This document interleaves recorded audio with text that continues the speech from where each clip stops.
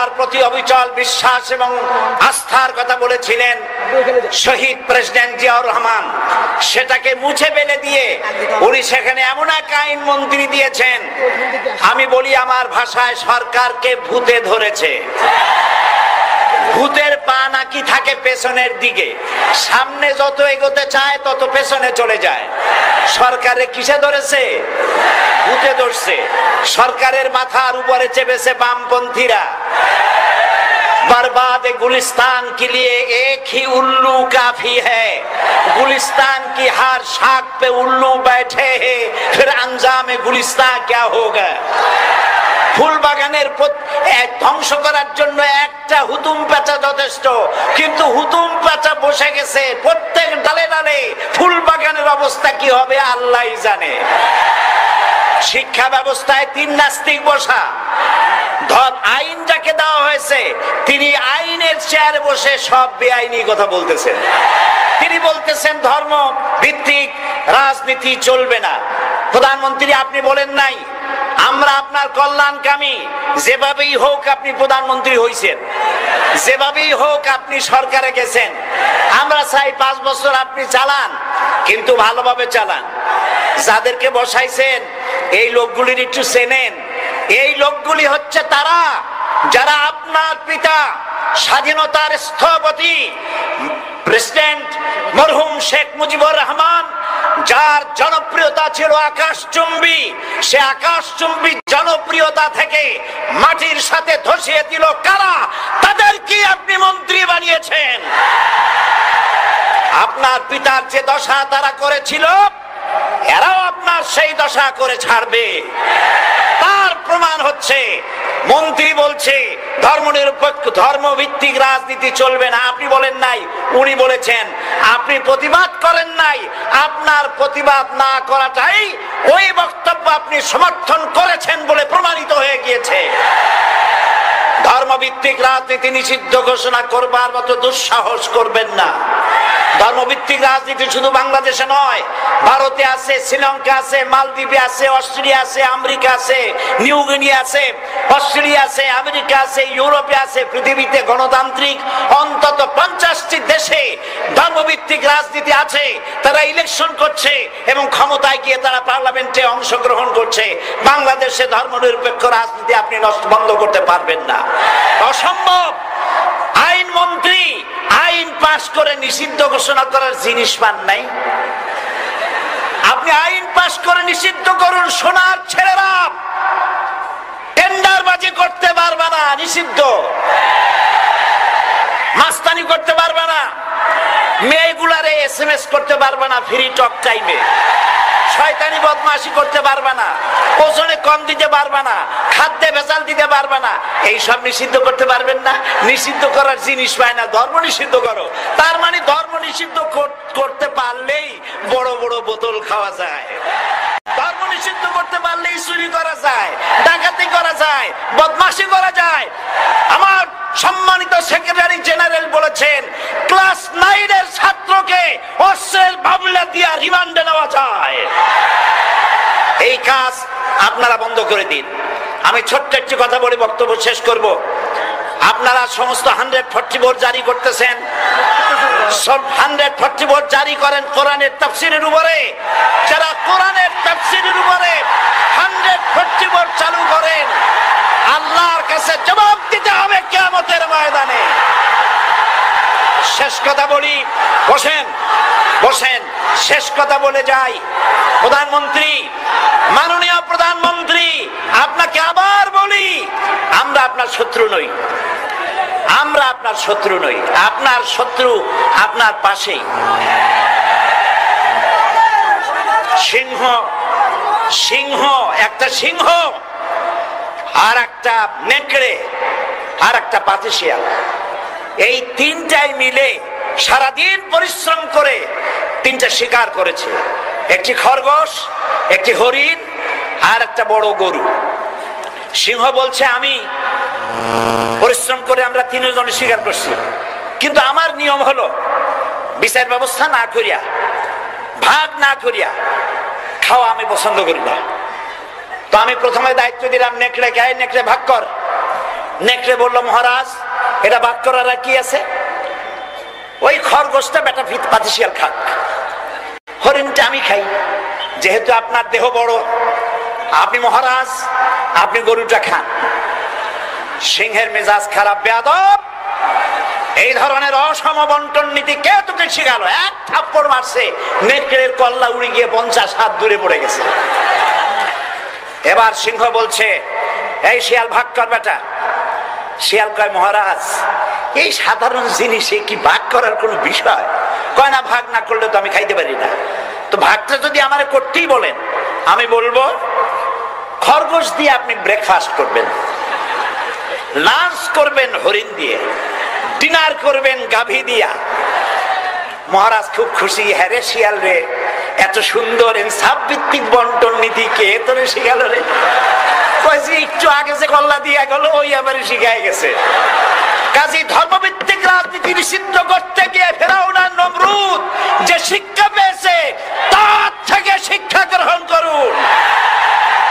আগুন নিয়ে খেলবেন না, বরদাস্ত করবে না বাংলাদেশের 16 কোটি মানুষ। মুসলমান তো দূরের কথা, হিন্দু, খ্রিস্টান, বৌদ্ধ সব ধর্মপ্রাণ ধর্মভিত্তিক রাজনীতি নিষিদ্ধ করার মতো আগুন নিয়ে খেলা বন্ধ করুন, বন্ধ করুন। জনগণ মানবে না, মানবে না, মানবে না। আল্লাহ হাফেজ। বাংলাদেশ জিন্দাবাদ, বাংলাদেশ জামাত ইসলামী জিন্দাবাদ, বীর চট্টলা জিন্দাবাদ। তরুণ যুবকরাই হচ্ছে ইসলামের সম্পদ। ইসলামের সম্পদ কে? তরুণ আর যুবকেরা। তোমাদের অবদান ইসলামে সব চাইতে বেশি। মনে রাখবেন যুবকেরা, শোনো, ইসলাম প্রতিষ্ঠিত হয়েছে তোমাদের রক্তের উপরে। কাদের রক্তের উপরে? যুবকদের রক্তের উপরে। যারা ইসলাম প্রথম কবুল করেছিলেন তারা কিন্তু বুড়ো ছিলেন না কেউ। প্রথম যে ব্যক্তি ইসলাম কবুল করলেন হযরতে সাইয়েদুনা আবু বকর সিদ্দিক রাদিয়াল্লাহু তাআলা আনহু, বয়স ছিল 37 বছর। 37 বছর বয়সে দাঁত টাত পড়িয়া খুনখুনা বুড়া হয়ে গেছিল নাকি? হযরত ওমর ইসলাম যখন কবুল করেন তখন তিনি ছিলেন 26 বছরের টকবকে যুবক। যৌবনের রক্ত পা এবং মাথা পর্যন্ত শিরায় উপশিরায় ধাবমান এই যুবক হযরত ওমর 26 বছর বয়সের সময় ইসলাম কবুল করেন। হযরত আব্দুর রহমান বিন আউফ যখন ইসলাম কবুল করেন বয়স ছিল মাত্র 17 বছর। হযরত আলী যখন ইসলাম কবুল করেন তখন বয়স ছিল মাত্র 8.5 বছর। তোমাদের মতো তরুণেরা, যুবকেরাই সর্বপ্রথম কলেমার পতাকা ধারণ করে রাসূলকে সাহায্য করেছিল। সুবহানাল্লাহ।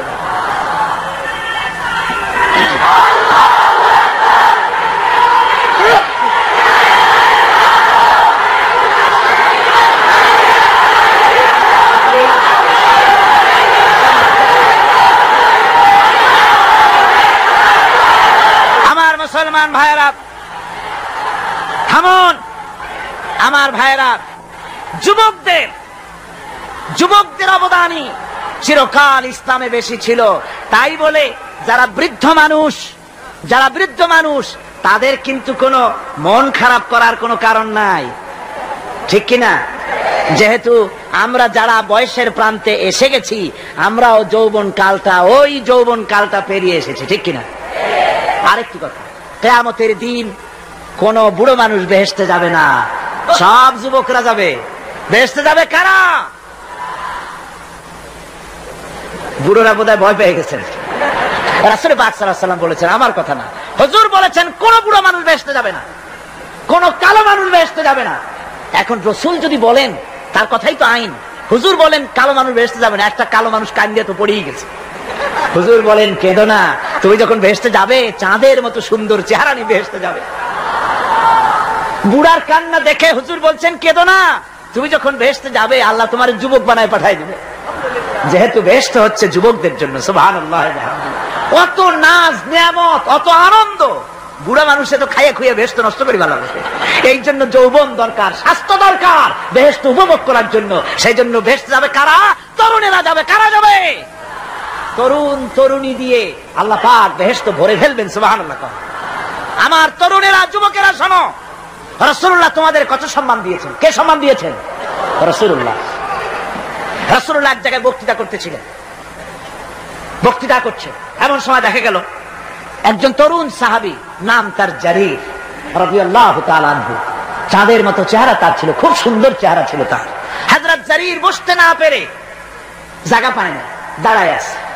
রাসূল নিজের গায়ের চাদরটা খুলে জারিরের দিকে নিক্ষেপ করলেন, বললেন, জারির দাঁড়িয়ে আছো, আমার চাদরের উপরে বসো। সুবহানাল্লাহ।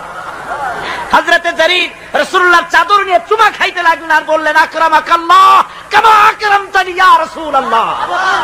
হে রাসূল, আল্লাহ আপনার সম্মান আরো আরো অনেক বাড়িয়ে দিক, যেমন আপনি আমাকে মর্যাদা দিলেন। হে রাসূল, আপনার চাদরে পৃথিবীর কোন মানুষ বসতে পারে? আমার তরুণ ভাইয়েরা, আমার যুবক ভাইয়েরা, তোমাদেরকে রাসূল মহব্বত করতেন, ভালোবাসতেন সবচেয়ে বেশি। তোমরা আজ বাতিলের শিকার। কার শিকার? বাতিলের শিকার। তোমাদেরকে কি দেওয়া হয় যে সব রাজনৈতিক দলের যুবক যারা তোমরা এখানে আছো, জিজ্ঞেস করি তোমাদের নেতারা তোমাদেরকে কি দেয়? দেয় অস্ত্র, দেয় টাকা, দেয় নারী ভোগ করার জন্য পয়সা, তোমাদের চরিত্র ধ্বংস করার জন্য সব রকমের হাতিয়ার তুলে দেয়। তোমাদের হাতে শোভা পায় কলম, হাতে শোভা পায় খাতা, হাতে শোভা পায় বই।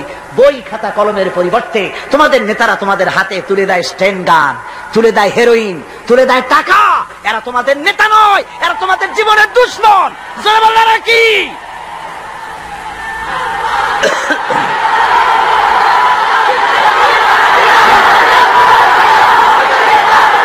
আমার যুবক ভাইয়েরা, আমার কলেজ ইউনিভার্সিটির ছাত্র ভাইয়েরা, একটুখানি মাথা খাটায় চিন্তা করো।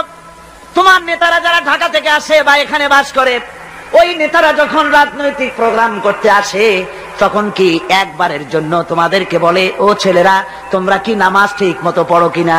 বলে? এই যে রোজা আসতেছে, খবরদার বাবারা তোমরা রোজা রেখো, এরকম কথা বলে নাকি? তোমার উস্তাদদের সম্মান করো, এ কথা বলে নাকি? বরং টাকা দেয়, পয়সা দেয়। যে শিক্ষক তোমার মতের উল্টা করবে, ঠ্যাঙ্গাইয়া জনমের মতো টাইট করে দিবা। ঠিক কিনা? তোমার নেতারা কি কোনোদিন বলে নাকি, ও আমার সংগঠনের ছেলেরা মা বাপের খেদমত করবে, মা বাপের সম্মান করবে, খবরদার মা বাপের সঙ্গে বেয়াদবি করবে না, সন্ত্রাস করবে না, অস্ত্রবাজি করবে না, মানুষকে কষ্ট দিবে না, এমন কোন কথা বলে না। আমার যুবকেরা শোনো, ওরা টাকা দিয়ে, অস্ত্র দিয়ে, পয়সা দিয়ে, মদ দিয়ে, ওরা নিজেদের ক্ষমতা টিকায় রাখার জন্য তোমাদেরকে লাঠির মতো ব্যবহার করে। সুতরাং আজকের তরুণদেরকে বুঝতে হবে, তরুণরা ভালো করে বোঝো, তোমরা রাসূলের সৈনিক। কার সৈনিক?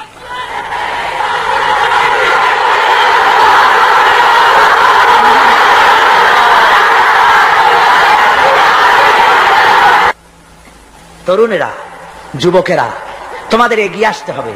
নির্যাতিত মানবতার পাশে তোমাদেরকে দাঁড়াতে হবে। আজ শ্রমিকরা তাদের ন্যায্য পাওনা পাচ্ছে না, কৃষক তাদের উৎপাদনের মূল্য পাচ্ছে না, নারী তার সতীত্বের গ্যারান্টি পাচ্ছে না। মানুষেরা আজ নির্যাতিত, নিপীড়িত। সারা পৃথিবীতে Bosnia, Algeria, Somalia, Palestine, Kashmir, Burma, Philippines, Bharat, পৃথিবীর সর্বত্র নির্যাতিত মুসলমানদেরকে বাঁচাবার জন্য আমার খালিদ বিন ওলীদের উত্তরসূরিরা, সালাউদ্দিন আইয়ুবী, জামালউদ্দিন আফগানি, হযরত আলীর উত্তরসূরি, আজকের মাহফিলের যুবক আর তরুণরা, তোমরা কি রক্ত দিতে পারবে?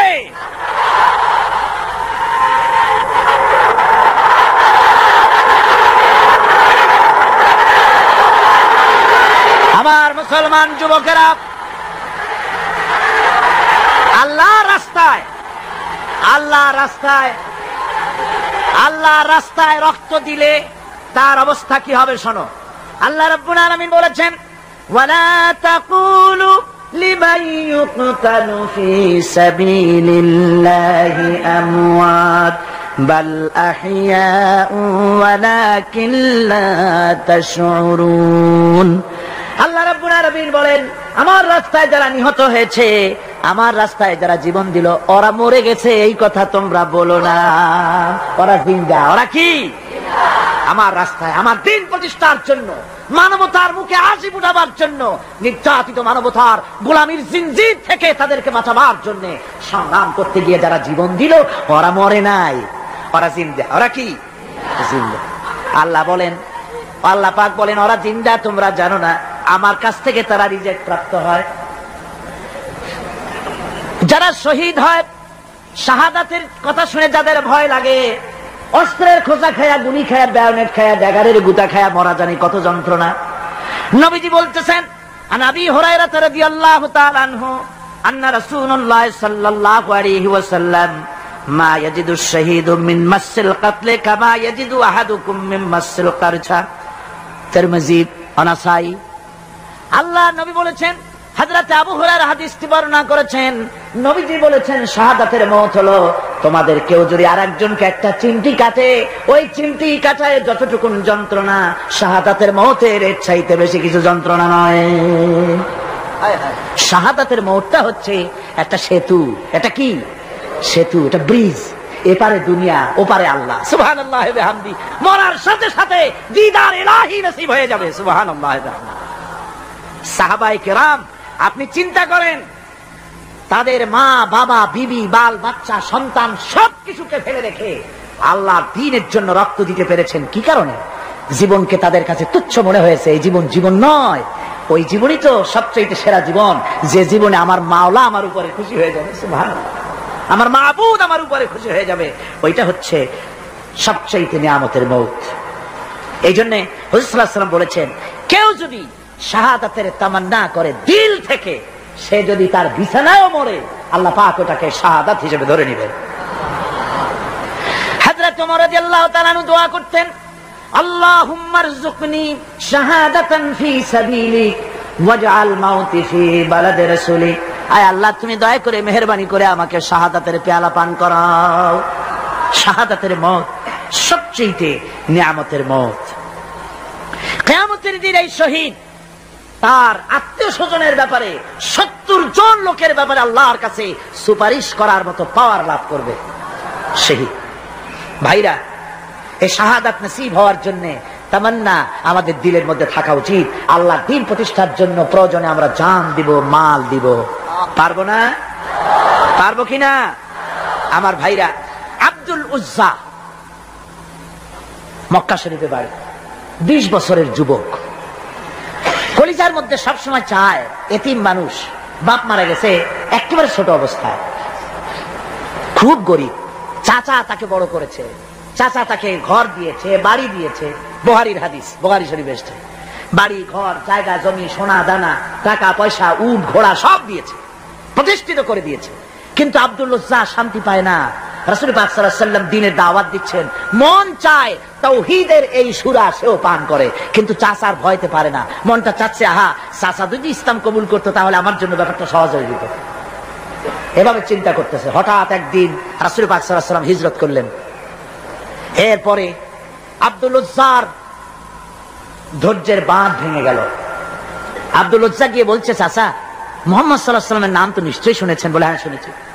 তিনি যে ইসলামের দাওয়াত দেন, ওটা আপনার কাছে কেমন লাগে?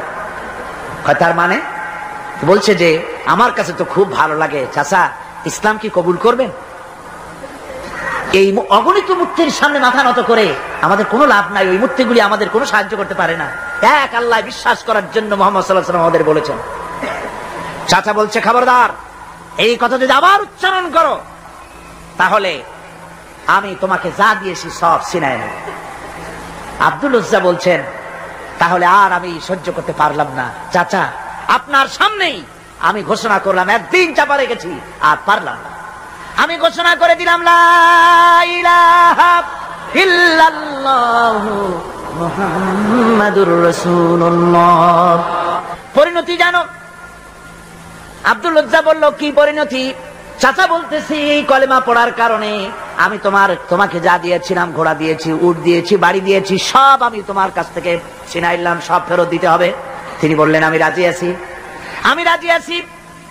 আপনি আমার সোনা দানা, ঘোড়া, উট আর ঘর বাড়ি যা দান করেছেন, এই দুনিয়াটার মালিকও যদি আমারে বানাই দিতেন, আমি এর বিনিময়ে কলেমা পড়া থেকে আর আমি নিজেকে থামায় রাখতে পারি না। বলে, আমার সব আমাকে ফেরত দাও। বলল, দিলাম, যা আপনি দিয়েছেন সব আপনাকে ফেরত দিলাম।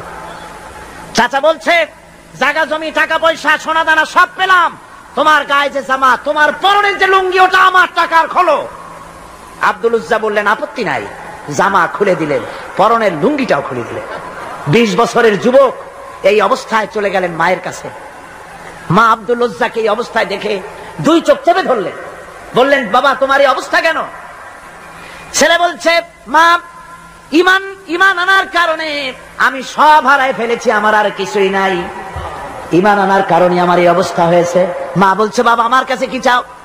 ছেলে বলছে, মা আমি চলে যেতে চাই মদিনায়, আল্লাহ নবী মুহাম্মদুর রাসূলুল্লাহ সাল্লাল্লাহু আলাইহি সাল্লামের দরবারে চলে যেতে চাই, আমি একটু বস্ত্র চাই। মা একটা পুরানা কম্বল তার হাতে দিয়ে দিলেন। আব্দুল উজ্জা কম্বলটাকে ছিঁড়ে এক টুকরা কোন রকম হাঁটুর উপরে জড়ায় নিলেন, আর এক টুকরা গায়ে দিয়ে নিলেন।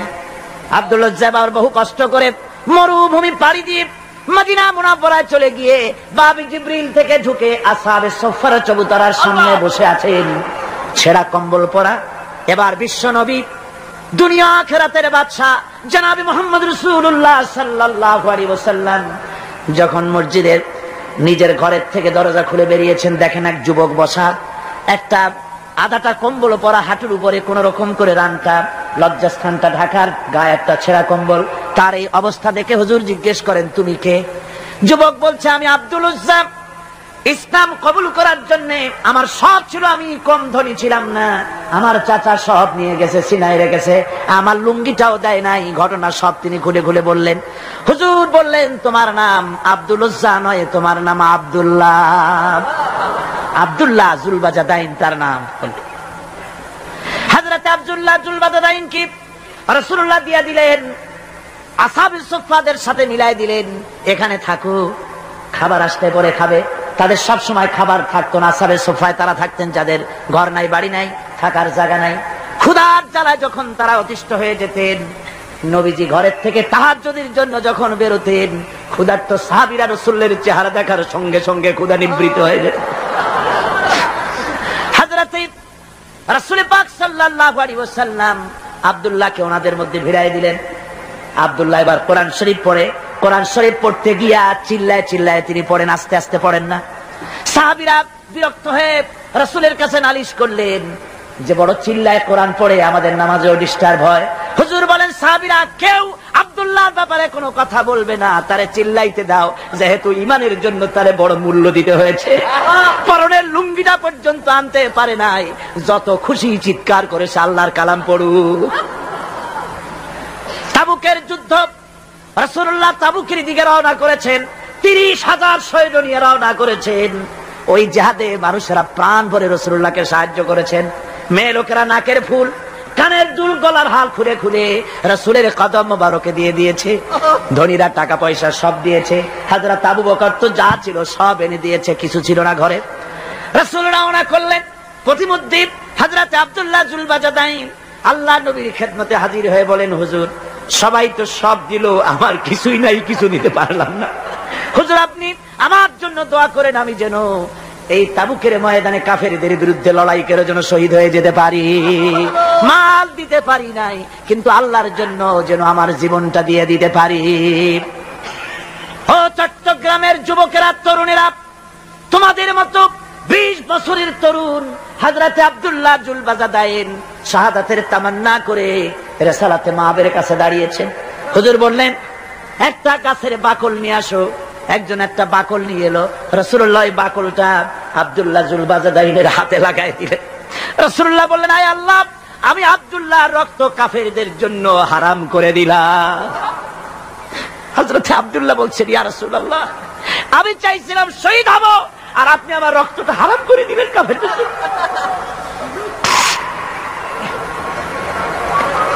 আল্লাহ নবী বলেন, আব্দুল্লাহ রে, কোন চিন্তা করো না, তোমার মৃত্যু যদি জ্বরেও হয়, আল্লাহ রাব্বুল আলামিন তোমার শাহাদাতের দরজা দিয়ে দিবেন।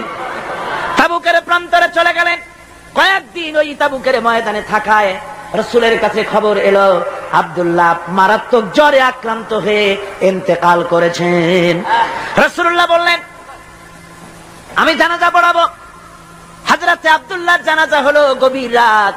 কবরের ভিতরে একজন দাঁড়ায়া লাশ ধরার জন্য একজন কবরের ভিতরে দাঁড়িয়েছে। 2 জন লোকে লাশ নিয়ে আসতেছে। হযরত বেলাল আলো উঁচু করে দাঁড়ায় ধরে আছে। অন্ধকার রাত, কবরের ভিতরে একজন দাঁড়ানো। লাশ নিয়ে এসেছে দুজনে। কবরের ভিতরে যিনি দাঁড়ানো তিনি বলছেন, এই লাশকে তোমাদের ভাইকে আদবের সাথে কবরে রাখো। কবরের মধ্যে যিনি দাঁড়ানো তিনি আর কেউ নয়, বিশ্বনবী মুহাম্মদুর রাসূলুল্লাহ সাল্লাল্লাহু আলাইহি ওয়াসাল্লাম। হযরতে রাসূলুল্লাহ বলতেছেন, আবু বকর, ওমর, তোমাদের ভাইকে আদবের সাথে কবরে রাখো, খবরদার বেয়াদবি করো না। কবরের মধ্যে আল্লাহ নবী আব্দুল্লাহ জুলবাজাদাইনকে নিজ হাতে শোয়াই দিয়া কবরের উপরে পাথর বিছিয়ে দিয়ে নবীজি বললেন, রব্বুল আলামিন, আজকের এই সন্ধ্যা পর্যন্ত আমি আব্দুল্লাহর প্রতি রাজি ছিলাম, তুমিও আব্দুল্লাহর প্রতি সন্তুষ্ট হয়ে যাও। হযরত ইবনে মাসউদ রাদিয়াল্লাহু তাআলা আনহু বলেন, আমি চিৎকার মেরে কেঁদে কেঁদে বললাম, আল্লাহ, আজকে যদি এই কবরে আব্দুল্লাহ না হয়ে আমি হতাম, আমার কিসমতটা ভালো হয়ে যেত। যুবকেরা, তরুণ মুসলমানেরা, তোমরাই রক্ত দিয়ে ইসলাম কায়েম করেছো। কে কায়েম করেছে ইসলাম? মুসলিম তরুণেরা, মুসলিম যুবকেরা, তোমাদের অবদান সব চাইতে বেশি। আজ আজ মুসলমান যুবকদের চরিত্র রায় মদ, জুয়া, জেনা, ব্যভিচার করে করে সর্বনাশ করে দেওয়া হলো।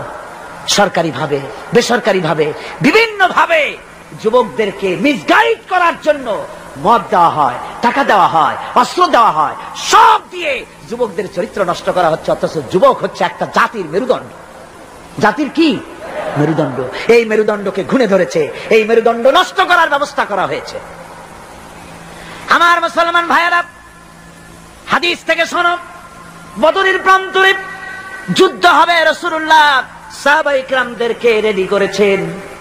কিন্তু এই যুদ্ধটা বড় মারাত্মক, এই জিহাদ বড় মারাত্মক। জিহাদ হবে, চাচার বিরুদ্ধে ভাতিজা জিহাদ করবে, বাপের বিরুদ্ধে সন্তান অস্ত্র ধারণ করবে, ভাইয়ের বিরুদ্ধে ভাই অস্ত্র ধারণ করবে। কোন জায়গা? বদর। কোন জায়গায়? বদর। মক্কা থেকে যারা আসতেছে সব চাচা, ভাই, মামু, খালু, এরা আসতেছে। আপন আপন লোকের আপন লোকের বিরুদ্ধে অস্ত্র ধারণ করবে। এটা কি সহজ? কোন এটা কি সহজ?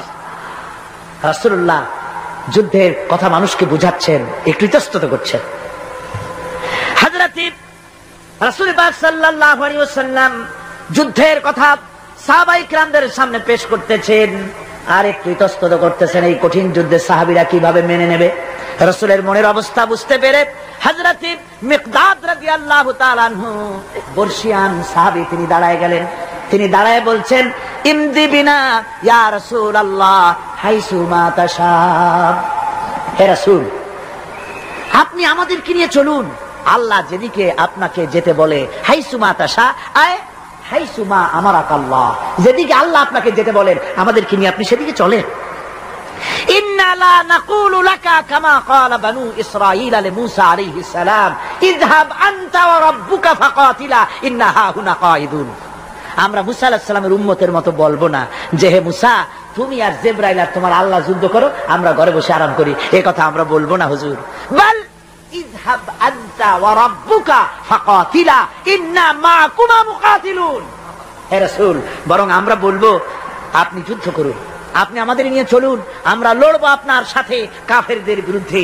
ততক্ষণ পর্যন্ত লড়বো মা দামাত আইনুম মিন্না তাতাররাফ। ও রাসূল, যতক্ষণ আমাদের চোখের একটা পাতাও নড়ে ততক্ষণ আপনার সাথে আমরা লড়বো। সুবহানাল্লাহ। মানে জীবন যতক্ষণ আছে আপনার সাথী হয়ে কাফেরদের বিরুদ্ধে লড়তে থাকবো। হুজুর খুব খুশি হয়ে গেল। হুজুর কি হলেন? দারুণ খুশি হয়ে গেল। আল্লাহ নবী খুশি হয়ে বললেন, ও সাহাবীরা, তোমাদের মানসিক অবস্থা যখন এই, কুবু বিনা ইলা জান্নাতিন, জান্নাতুন আরদুহা কারদিস সামাওয়াতি ওয়াল আরদ। ও সাহাবীরা, তোমাদের মানসিকতা যখন এমন, তখন আমার সাথে তোমরা দাঁড়াও, আমার সাথে ওঠো, আমার সাথে চলো জান্নাতের দিকে। রাসূলুল্লাহ বলছেন, আমার সাথে চলো বেহেশতে। কোন বেহেশত? এমন বেহেশত যে বেহেশতের বিশালতা আর প্রশস্ততা ওই বিশাল আকাশ আর জমিনের চাইতেও বেশি। এই বিরাট জান্নাতের দিকে চলো আমার সাথে। ফাকামা উমাইর বিন হামান ওয়া কানা ইয়াকুলু তামার। যুবকেরা, তোমাদের মতো তরুণ, তোমাদের মতো এক যুবক যার নাম উমাইর, তিনি দাঁড়িয়ে গেলেন, হাতে ছিল খোরমা, খোরমা খাচ্ছিল। দেখেন না, বক্তৃতা হয়, মাঠে ওয়াজ নসিহত হয়, আর যুবকেরা দাঁড়ায় দাঁড়ায় বাদাম খায়, হয় না? ওই সাহাবী ওই সময় তো বাদাম টাদাম হয়তো পায় নাই, খরমা খাচ্ছে, খরমা চাবাচ্ছে, বিসি ফালাই দিতেছে, আর এইভাবে খাচ্ছে আর হুজুরের কথা শুনছে। হুজুরের কথা শুনে অময়ের বলছেন, বাহ বাহ, এটা একটি আঞ্চলিক শব্দ, এর অর্থ হচ্ছে আয়মা আযমাহু ওয়া মা আহসানাহু। হে রাসূল, আপনি কত সুন্দর কথা বললেন, আপনি কি বিশাল কথা বলেছেন, কত বড় কথা বলেছেন। জিহাদ করলে, জান দিলে এমন বেহেশত পাবো, জান্নাতুন আরদুহা কারদিস সামাওয়াতি ওয়াল আরদ, যে বেহেশতটা হবে ওই বিশাল আকাশের চাইতেও বিস্তীর্ণ, এমন বেহেশত পাবো। ওয়াল্লাহি লাউ কুনতু হাইয়ান হাত্তা আকুলাহুন্না ইন্নাহা লাহায়াতুন তাওয়িলা। আল্লাহর কসম, আমি যদি হাতের সবগুলি খরমা খেতে যাই তাহলে তো অনেক সময় লাগবে, বেহেশতে যেতে দেরি হয়ে যাবে, অনেক দেরি হয়ে যাবে বেহেশতে যেতে। ফারামা বিহিন্না, হাতের সবগুলি খরমা তিনি ফেলে দিলেন। ও যুবকেরা, হযরত ওমর তোমার মতো যুবক খরমা খাওয়া সহ্য করলেন না আল্লাহর জান্নাতে যাওয়ার লোভে। জান্নাতে যেতে দেরি হয়ে যাবে, আল্লাহর সঙ্গে দিদার করতে দেরি হয়ে যাবে, এই মনে করে হাতের খরমাগুলি ফালাই দিলেন, জিহাদের ময়দানে ঝাঁপায়ে পড়লেন। হাদিস শরীফে এসেছে, উমাইর জিহাদ করে বেশ কিছু কাফেরদেরকে নিহত করে নিজেও শহীদ হয়ে গেলেন। রাসূলুল্লাহ বদরের শাহাদাদের জানাজা করার সময় একজন সাহাবী বলে দিলেন, হুজুর এই সেই উমাইর, আপনি যখন বেহেশতের কথা বলছিলেন, খরমাগুলি খাওয়ার তর সহ্য হয় নাই বেহেশতে যাওয়ার জন্য, এই সেই উমাইর। আল্লাহর নবী উমাইরের কাছে দাঁড়ায় আঙ্গুল দিয়ে তার শরীরের দিকে দেখায় বললেন, ইন্নাকা মিন আহলিহা। ও যুবক, যেই বেহেশতের জন্য খরমা খাওয়ার সময় তুমি পাও নাই, আমি নবী সাক্ষী দিচ্ছি তুমি অবশ্যই সেই বেহেশতের অধিবাসী, ওই বেহেশত তোমার জন্য। সুবহানাল্লাহ। আমার ভাইরা, কিয়ামতের দিন এই জান্নাত আল্লাহ রাব্বুল আলামিন দান করবেন ওই সব লোকদের জন্য যারা জান দিবে, মাল দিবে, রক্ত দিবে আল্লাহর দ্বীনের জন্য। কিসের জন্য? আল্লাহর দ্বীন কায়েমের জন্য। যারা জান মাল লক্ষ করে দেবে, জীবনকে উৎসর্গ করে দেবে, তাদের জন্য আল্লাহ পাক এই বিরাট নিয়ামত রেখেছেন। তরুণদের বলতে চাই, যুবকদের বলতে চাই, আর বাতিলের পেছনে ঘুরো না, আর তোমার ওই সব নেতাদের পেছনে ঘুরো না যারা নিজেরাও নামাজ পড়ে না, তোমাকেও নামাজের কথা বলে না। ওরা নিজেরা মিথ্যা কথা কয়, তোমরা টের পাও না? কি বলেন, টের পাওয়া যায় না? মারামারি করে নিজেরা আর বদনাম দেয় অপরের উপরে। চোখের সামনে যারা এরকম পারে, চোখের সামনে যারা এরকম পারে, তাহলে রাত দিন 24 ঘন্টা তাদের আমলটা কেমন? এদের পেছনে ঘুরে কোনো লাভ নাই। কোনো লাভ আছে? হ্যাঁ, একটা লাভ আছে। সেই লাভটা হচ্ছে টাটকা কিছু সুখ পেতে পারো, কিছু মদের টাকা, কিছু হোটেলের টাকা, কিছু পরের মেয়ে নিয়ে ঘোরার টাকা, কিছু ভ্রমণের টাকা, কিছু অস্ত্রপাতি, কিছু ত্রাস সৃষ্টি করা। আর ত্রাস সৃষ্টি করবা, কয়টা অস্ত্রের মালিক হইছো? যুবক, তরুণ, বিপদগামী তরুণদের বলবো, সরকার অননুমোদিত অস্ত্র যাদের কাছে আছে, শুনে রাখো, এই অস্ত্র কাউকে ক্ষমা করে না, এই অস্ত্র কাউকে ক্ষমা করে না। সাপ পোষার মতো, যে সাপ তুমি দুধ কলা দিয়ে পোষো, ওই সাপ তোমাকে আবার দংশন করবে। ওঝা মরে না মরে না? সাপ খেলা যারা দেখায় তারা মরে কিনা? ওই সাপেই তাকে কাটে। সুতরাং গভর্নমেন্ট অনুমোদিত অস্ত্র তোমার কাছে, পাইপ গান, রিভলভার, স্টেন গান, এলএমজি, আদমজি, কত রকমের অস্ত্রপাতি যুবকদের কাছে। ঘুম নাই, সারা রাত অস্ত্র থাকে কাছে, আর কি কি লাল পানি খাইয়া চোখ দুইটা থাকে এত বড় বড়, দেখলেও ভয় করে, মাথায় ভাল্লুকের মতো চুল। মানুষ মারো তোমরা, মানুষ মারো। আহা, যারে মারলা একটুখানি হিউম্যানিটি, বিবেক দিয়ে চিন্তা করো। যাকে মেরেছ ওই রাত্রে তার বাড়ির কাছে যাও, ওই রাত্রে গোপনে তার বাড়ির কাছে গিয়ে দেখো তার মা কিভাবে তার সন্তানের জন্য কাঁদতেছে, মায়ের কোলটা খালি হয়েছে বলে কিভাবে কাঁদতেছে, তার বাবা কিভাবে কাঁদতেছে, তার বউ থাকলে কিভাবে ছটফট করতেছে, তার কলিজার টুকরা সন্তান থাকলে কিভাবে আব্বা আব্বা বলে কাঁদতেছে। যারে গুলি করে মেরেছো একবার বাড়ির কাছে গিয়ে কান পাচা শোনো। মনে রাখো যুবক, সন্ত্রাসীরা, শুনে রাখো, অস্ত্র দিয়া মানুষকে যারা মেরেছো, আল্লাহর কসম করে বলি, যেভাবে মেরেছো ওইভাবে তোমাকেও নিহত হতে হবে, কোনো সন্দেহ নাই। বাড়িতে গিয়ে ডায়েরিতে লিখে রাখো আমার কথা। থামুন, বাড়িতে গিয়ে ডায়েরিতে লিখে রাখুন, ডায়েরিতে লিখে রাখো, যদি তুমি কাউকে হত্যা করে তার বউকে যদি বিধবা বানায় থাকো, তোমার বউ বিধবা হবেই, কোনো সন্দেহ নাই। তুমি যদি কারো ছেলেকে এতিম বানায় থাকো, তোমার ছেলেকে আল্লাহ এতিম বানায় রাস্তায় ভিক্ষা করায় ছাড়বেন। তুমি যদি কারো বাপকে মাকে কাঁদায় থাকো, আল্লাহ রাব্বুল আলামিন তোমার মা বাপকে কাঁদাবেন। তুমি যদি বেয়নটের খোঁচা দিয়া, ড্যাগারের খোঁচা দিয়া একটা মানুষকে যদি বুক ফেলে থাকো, তোমার বুকটা ঝাঁঝরা করে দেওয়ার মতো অস্ত্র আল্লাহ তৈরি করে রেখেছে। বিশ্বাস করো, বিশ্বাস করো। অননুমোদিত অস্ত্র থানায় জমা দিয়ে দাও, মসজিদে ঢোকো, নামাজ পড়ো, চরিত্রবান হয়ে যাও। তোমাদের প্রতি আমার উদাত্ত দাওয়াত, আমার বুক ভরা দরদ। তোমাদের বিরুদ্ধে আমাদের কোনো বিদ্বেষ নাই, হিংসা নাই, আছে কলিজা বড় ধরদ। দেখতে পাচ্ছি জাহান্নামের দিকে যাচ্ছ। এ পথটা কোন দিকের পথ? যারা বলেন কোথার পথ? ওই নেতাদের পিছনে আর চলো না, তওবা করো। ওই নেতাদের পিছনে আর যাবে না যারা তোমাদেরকে টাকা দেয় আর অস্ত্র দেয়, যারা তোমাদেরকে মদ দেয় আর নারী দেয়, ওদের পেছনে আর চলবে না। ওয়াদা করো। যুবকরা কি পারবে ওয়াদা করতে? ওই সব নেতাদের পিছনে জীবনে আর যাবে না। ওয়াদা করতে পারো? হাত উঁচু করে দেখাও যুবকেরা।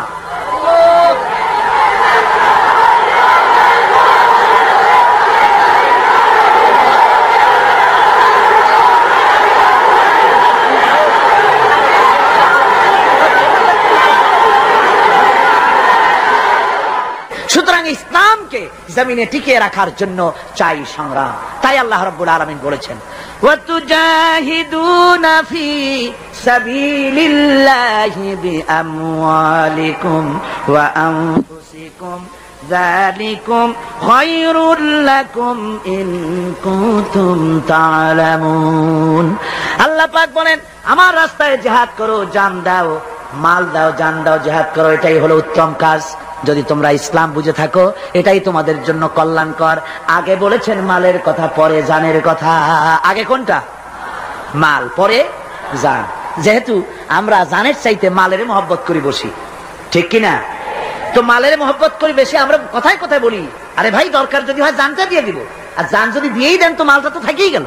এই জন্য আল্লাহ বলেছেন মাল আগে দাও, তারপরে জান দাও। আমরা খুব চালাক, আমরা জান দিতে প্রস্তুত, মাল দিতে প্রস্তুত নই। একবার একটা লোক যাচ্ছে রাস্তা দিয়ে, সাথে তার প্রিয় কুকুর।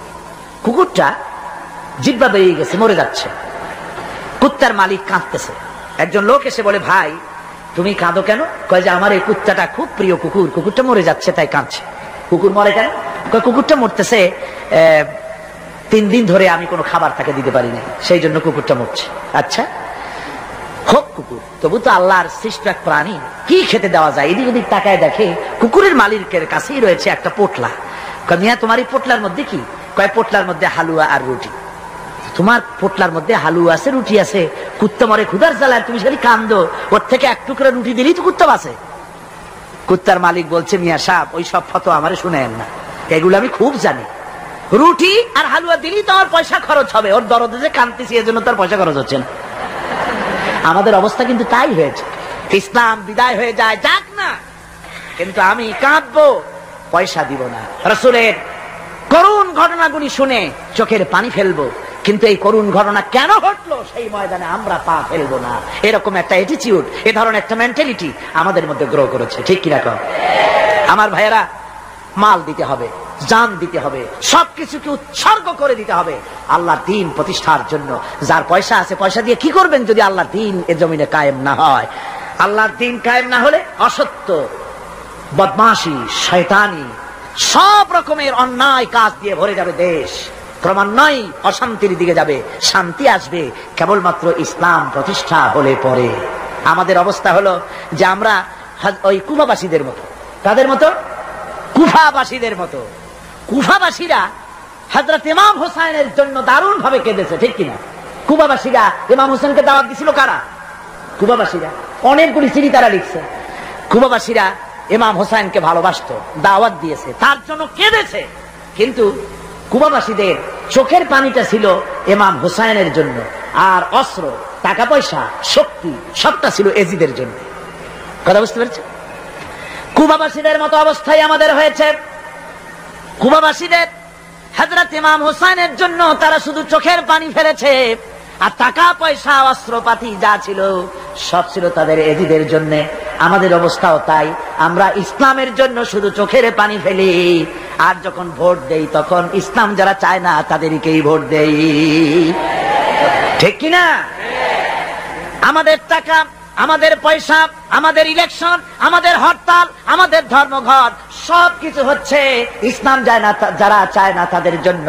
আর ইসলামের যখন কথা বলি, ইসলামের কথা শুনলে শুধু চোখের পানিটাই ছাড়ি, মহব্বত চোখের পানি দিয়া শেষ করে দেই, আর কিছুই করি না। আমি একবার এইখানে এই শহরে অনেক বছর আগে একটা জানাজায় শরীক হয়েছিলাম।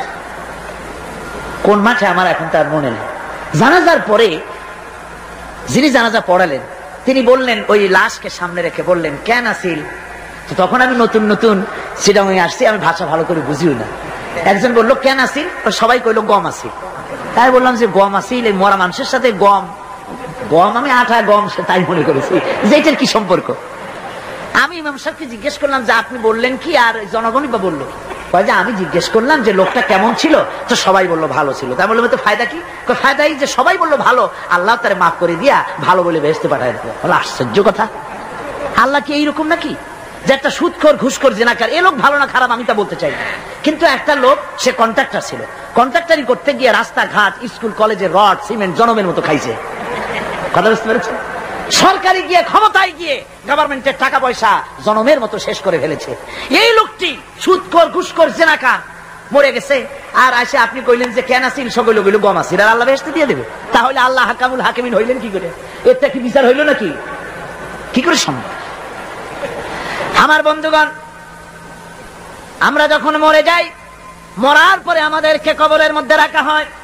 কবরের ভিতরে রেখে আমাদেরকে বলা হয়, যারা কবরে রাখে তারা বলে, মৃত্যু ব্যক্তিকে কবরে রাখার সময় বলে, বিসমিল্লাহি আলা মিল্লাতি রাসূলিল্লাহ, আল্লাহর নামে রাসূলের দলে উঠাই দিয়ে গেলাম। আল্লাহর নামে কার দলে উঠাইলো? রাসূলের দলে। চিন্তা করেন ভাইরা, আল্লাহর নামে রাসূলের দলে উঠাইলেন কারে উঠালেন?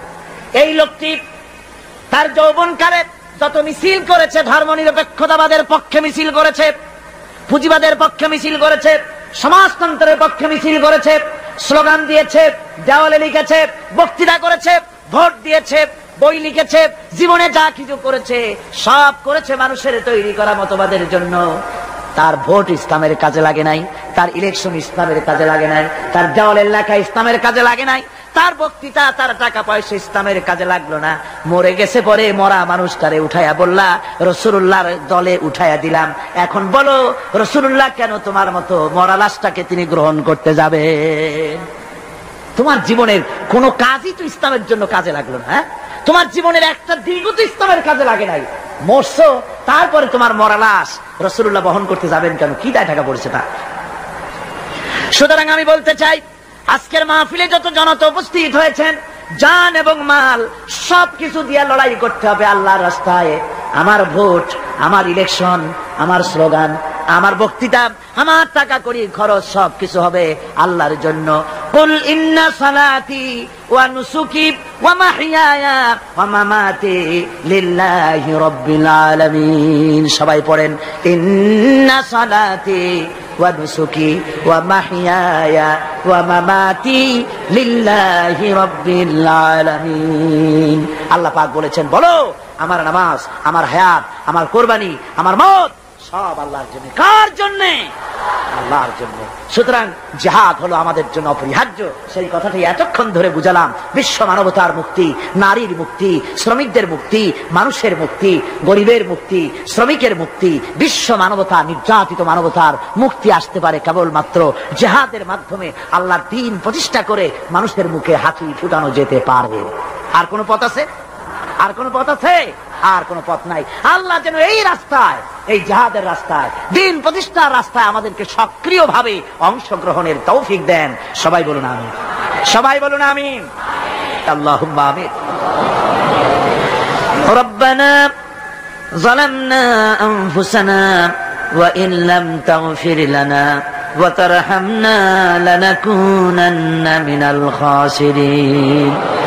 ربنا ظلمنا أنفسنا وإن لم تغفر لنا وترحمنا لنكونن من الخاسرين ربنا ربين। तमाम পৃথিবীর মাটির নিচে হযরতে আদম থেকে নিয়ে পর্যন্ত সমস্ত নবী, সমস্ত সাহাবী, সমস্ত নবীদের স্ত্রীগণ, আয় আল্লাহ তোমার এই দ্বীনকে প্রতিষ্ঠা করার জন্য যারা শাহাদাত বরণ করলেন, যত মুমিন মুমিনাত সকলের আরোহের পরে সওয়াব পৌঁছায়া দাও রব্বুল আলামিন। আমরা যারা হাত তুলেছি এর মধ্য থেকে মা বাপ যাদের দুনিয়া থেকে জরুবের মতো বিদায় হয়ে গেল, আল্লাহ রব্বুল আলামিন আমাদের আব্বা আর আম্মা দুনিয়া থেকে যাদের জন্মের মতো বিদায় হয়ে গেছে, কবরটাকে জান্নাতের টুকরা বানায়া দাও রব্বুল আলামিন। আমাদের মা বাপের কবরের মধ্যে বেহেশতের বাগান বানায়া দাও।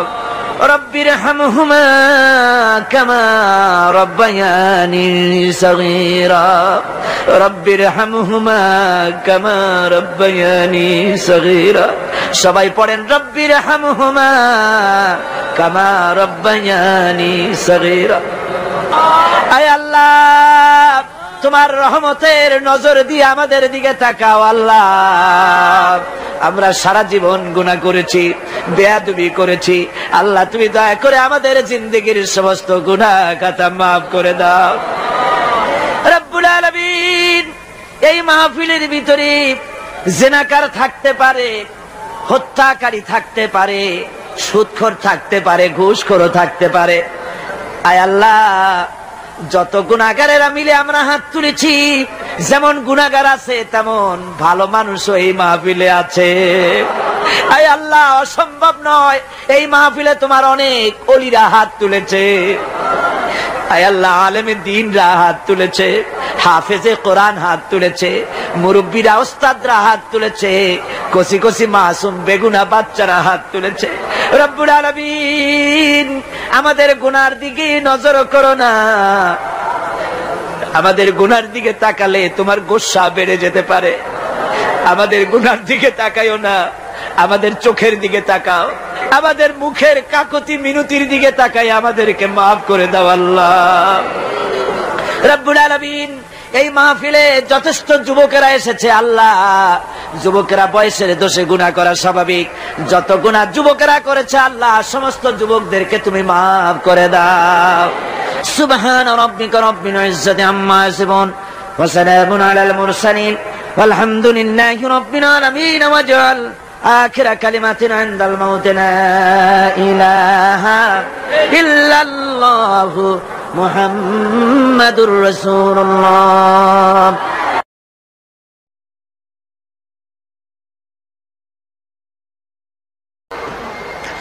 الذي خلق سبع سماوات طباقا ما ترى في خلق الرحمن من تفاوت فارجع البصر هل ترى من ফুতুর। ক্ষমাশীল তিনি সপ্ত আকাশ রচিলেন থরে থরে, কোন ত্রুটি হেরিবে না তার পূর্ণ সৃজন পরে। চাও তুমি তার সৃষ্টি পানে, দেখো কিছু বলছু, ফিরাও তোমার নয়ন খানি, ফিরাও তোমার মুখ। আকাশটাকে সুন্দর করে সাজাইছি, তাকায় দেখো তো কোনো ভুল ত্রুটি আছে নাকি? সুবহানাল্লাহ। আল্লাহ পাক বলছেন মা তারা ফি খালকির রহমান মিন তাফাউত, রহমানের সৃষ্টির ভিতরে কোনো ত্রুটি পাবে না। ফারজিল বাসরা হাল তারা মিন ফুতুর, আবার তাকাও। কে বলতেছেন? আবার তাকাও, ভালো করে তাকাও, দেখো কোন সৃষ্টির মধ্যে কোন ত্রুটি আছে কি? জোরে বলেন নাই, জোরে বলেন নাই, বলেন আলহামদুলিল্লাহ, সুবহানাল্লাহ। এক দরবেশ সে একবার এক বট গাছের তলায় বসে এই আয়াত পড়তেছিলেন। এই আয়াত পড়ে তার মনে উঠলো আল্লাহ পাক বলছেন হাল তারা মিন ফুতুর, দেখো কি কোনো ভুল চুক, আবার তাকাও। তো সে দেখে ভুল ত্রুটি তো ধরবার উপায় নাই, আল্লাহ তোমার সৃষ্টির মধ্যে কোনো ত্রুটি নাই, তবে একটা জিনিস আমার কাছে একটু বেকায়দা লাগে। সেটা কি?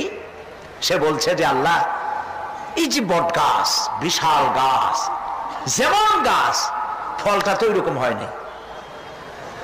তাল গাছটা যেমন ফলটাও ওই রকম, নারকেল গাছটা যেমন ওই রকম, বেল গাছটা যেমন ফলটা ওই রকম, চালতাটা যেমন ফলটা ওই রকম, ঠিক না? কিন্তু এত বড় বড় গাছ, ফল একেবারে একটু একটু। দরবার সাহেব শীত হয়ে শুয়ে শুয়ে এগুলি চিন্তা করতেছিলেন। হঠাৎ করে একটা বটের ফল, আধা পাকা ফল, অনেক উপর থেকে বৃন্তচ্যুত হয়েছে দরবার সাহেবের নাকার ডগার উপরে টস করে পড়ছে। পড়ার সাথে সাথে নাক জ্বলে উঠছে। কান ধরে তওবা করে দরবার সাহেব সিজদায় পড়ে গেছেন, আল্লাহ কি বলি না করলাম, আমার চিন্তা মতে যেমন গাছ তেমন ফল, তালের সাইজের যদি হইতো, যে পজিশনে আমার নাকের উপরে পড়ছে, নাক তো ভালো, মাথাও গুলো গুলো হয়ে যেত। সুবহানাল্লাহ, সুবহানাল্লাহ। আল্লাহ পাক বলছেন, ثم ارجع البصر كرتين ينقلب إليك البصر خاسئا وهو حسير।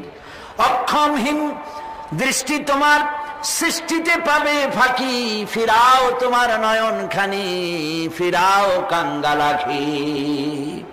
আমার সৃষ্টি নৈপুণ্যতার দিকে যতবার তাকাও না কেন, আমার সৃষ্টির ভিতরে কোনো ত্রুটি তুমি দেখতে পাবে না। এই জন্য নবীজি বলেছেন, আল্লাহ রাব্বুল আলামিনের সৃষ্টির কলা কুশলতার প্রতি কেউ যদি একবার গবেষণা করে, একটা ঘন্টাও যদি কেউ চিন্তা করে, কয় ঘন্টা? একটি ঘন্টা আল্লাহর সৃষ্টি নৈপুণ্যতা সম্পর্কে একটি ঘন্টা যদি কেউ চিন্তা করে, গবেষণা করে, নবীজি বলেছেন ওই বান্দার আমল নামায় আল্লাহ পাক 60 বছরের নফল ইবাদতের সব লিখে দিবে। চিন্তা করো, গবেষণা করে, শ্রদ্ধায় মাথা নত হয়ে আসবে, আপনাতেই সেজদা করবে। সুবহানাল্লাহ। এরপরে আল্লাহ পাক বলেন, وَجَعَلْنَا سِرَاجًا وَهَّاجًا। আর আমি তোমাদের উপরে আকাশ সৃষ্টি করেছি, আর ওর মধ্যে আমি সৃষ্টি করেছি মহাশূন্যে এক অতি উত্তপ্ত, অতি উজ্জ্বল এক বাতি সৃষ্টি করেছি। সিরাজ শব্দের অর্থ হলো সূর্য, ওয়াহাজ এ শব্দের অর্থ হচ্ছে একই সাথে অতি উত্তপ্ত, অতি উজ্জ্বল।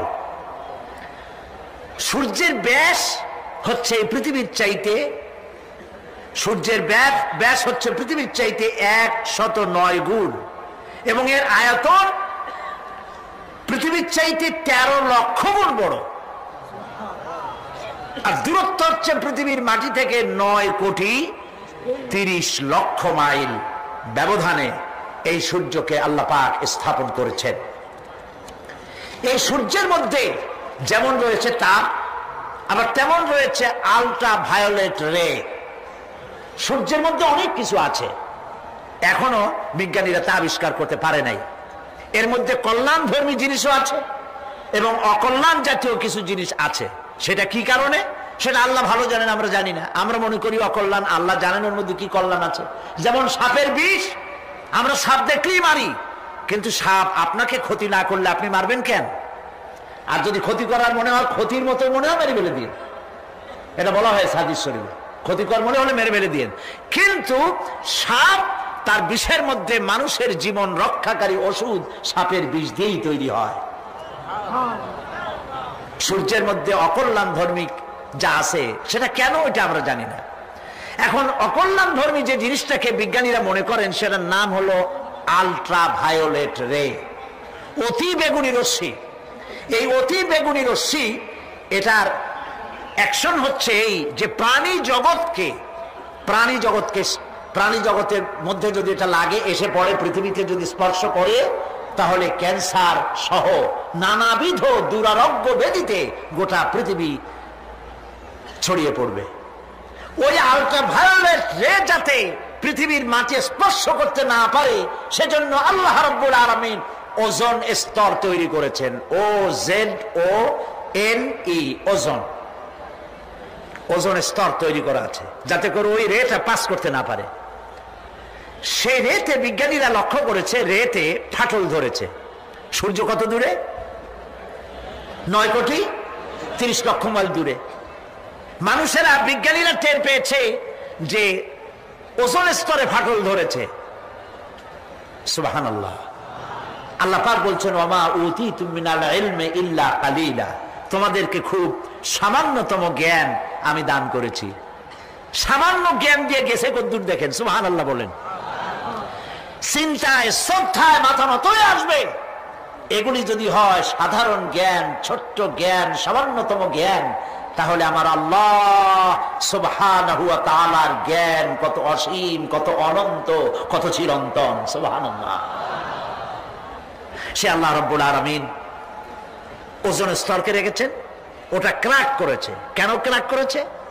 ক্র্যাক করেছে এনভায়রনমেন্ট নষ্ট করার কারণে। আমরা গাছ কেটেছি, যত গাছ কেটেছি তত গাছ লাগাইনি। টেলিভিশনে যে গাছ সম্পর্কিত যে বিজ্ঞাপনগুলি দেওয়া হয়, এগুলি নিছক কোন বিজ্ঞাপনের উদ্দেশ্যে বিজ্ঞাপন নয়, এগুলি বাস্তব। নবী করিম সাল্লাল্লাহু আলাইহি ওয়াসাল্লাম গাছ কাটতে নিষেধ করেছেন।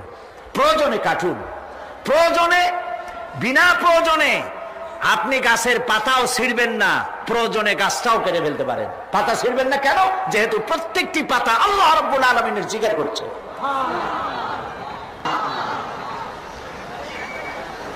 এই গাছগুলি কেটে কেটে প্রকৃতির ভারসাম্য আমরা নষ্ট করেছি। গাছ আমাদের বন্ধু। আমরা বাতাস থেকে অক্সিজেন গ্রহণ করি, অক্সিজেনকে কার্বন ডাই অক্সাইড করে ছেড়ে দেই। কার্বন ডাই অক্সাইড হচ্ছে প্রাণী জগতের জন্য বিষ। এই বিষকে নষ্ট করে দিয়ে অক্সিজেনকে পরিশোধিত করা, রিফাইন করার কোন ফ্যাক্টরি পৃথিবীতে নাই। আল্লাহ রাব্বুল আলামিন এই সৃষ্টি জগৎকে বাঁচাবার জন্য অসংখ্য গাছ বানিয়েছেন, আর গাছের খাদ্য বানিয়েছেন কার্বন ডাই অক্সাইড। আমার জন্য যেটা বিষ, সেটা গাছের জন্য খাদ্য। গাছ সারা রাত এটাকে খাইলো, দিনের বেলায় সূর্যের তাপে এই কার্বন ডাই অক্সাইড আর গাছের সবুজ রং, পাতার সবুজ রঙে মিলে এক প্রকারের রন্ধন ক্রিয়ার মধ্য দিয়ে কার্বন ডাই অক্সাইড আবার ফ্রেশ অক্সিজেন হয়ে পৃথিবীর প্রাণী জগৎকে বাঁচার জন্য পথ উন্মুক্ত করে দেয়। আল্লাহ সুবহানাহু ওয়া তাআলা তিনি বলছেন, এভাবে করে আমি এই সূর্যের তাপ দিয়ে পৃথিবীবাসীকে কল্যাণধর্মী হিসেবে সূর্যকে সৃষ্টি করেছি। এই সূর্যের তাপ, এটি একটি বিরাট অগ্নিকুণ্ড। কোটি কোটি বছর ধরে ভূপৃষ্ঠে আলো এবং উত্তাপ ছড়িয়ে যাচ্ছে। সুবহানাল্লাহ বলেন। বলেন তো, পৃথিবীর সমস্ত আগুন সব যদি এক জায়গায় করা হয়, সূর্য 1 সেকেন্ডে যে তাপ পৃথিবীতে দেয়, ওরকম 1 সেকেন্ডের তাপ পৃথিবীর সব আগুন এক জায়গায় হইয়া সমভাবে সর্বত্র ছড়াতে পারবে কি? সুবহানাল্লাহ। কি কুদরত আল্লাহ পাকের। চৈত্র বৈশাখ মাসে আল্লাহ পাক সূর্যের তাপ, এত তাপ দেন, মাথার ঘাম পায়ে পড়তে থাকে। লোকেরা বলে কাঁঠাল পাকা গরম, তাল পাকা গরম। চট্টগ্রামে বলে কিনা? আবার এখন জানুয়ারি মাস, এখন আল্লাহ পাকের এসি প্লান্ট আল্লাহ ছেড়ে দিয়েছেন। সুবহানাল্লাহ। পৃথিবীর সমস্ত এসি প্লান্ট একসাথে ছেড়ে দেন, সারা পৃথিবী তো দূরের কথা, একটা জেলাও ঠান্ডা করতে পারবে না, একটা উপজেলাও ঠান্ডা করতে পারবে না। বড় জোর আপনার লোট্টা ফিশ, আপনার রূপচান্দা মাছ, ইলিশ মাছ, এগুলোর ঠান্ডা বানাই দিতে পারবে, কিন্তু একটা এলাকা ঠান্ডা বানাইতে পারবে না। বুদ্ধিজীবীদেরকে জিজ্ঞেস করি, মাথার চুল তো উঠাইছো, এই আল্লাহ পাকের কুদরত সম্পর্কে একটা সেকেন্ড চিন্তা করেছো কিনা? সুবহানাল্লাহ। মদিনা মুনাওয়ারা যেয়ে দেখুন, মদিনা মুনাওয়ারা, মসজিদ আন-নববী আশ-শরীফ, আল মদিনা আল মুনাওয়ারা, সোনার মদিনা। সুবহানাল্লাহ। আমি মদিনায় গিয়া এবারও বলছি, আল্লাহ যদি ফাহাদের মাফ করতে চান, মসজিদে নববী এবং মসজিদে হারামের যে এক্সটেনশন এবং হাজিদের জন্য যে উপকার করেছেন, আল্লাহ যদি মাফ করতে চান, এটা বড় আকারের একটা ওসিলা হয়ে যেতে পারে। এক সময় গরমে কষ্টে অস্থির হয়ে যেতাম মসজিদে নববীতে, এখন মসজিদে নববীতে ঢুকলে মনে হয় জান্নাতের মধ্যে। আর জান্নাত তো চিন্তা করা যায় না, কোনো চোখ নাই যা দেখছে, কোনো কল্পনা নাই, যা মন নাই যা কল্পনা করছে, এটার সাথে তুলনাই হবে না। তবে মনে হয় যেন জান্নাতের মধ্যে ঢুকে গেছি। প্রত্যেকটি খামের গোড়া থেকে ঠান্ডা বাতাস উঠতেছে, প্রত্যেকটি পিলারের গোড়া থেকে। মসজিদে নববী থেকে 3 কিলোমিটার দূরে এসি প্লান্ট। পৃথিবীর সব থেকে বড় এসি প্লান্ট হচ্ছে মদিনা মুনাওয়ারায় এসি প্লান্ট, যেটা দিয়ে মসজিদে নববী, যেখানে 8 লক্ষ মানুষ একসাথে নামাজ পড়তে পারে, ঠান্ডা উঠতেছে।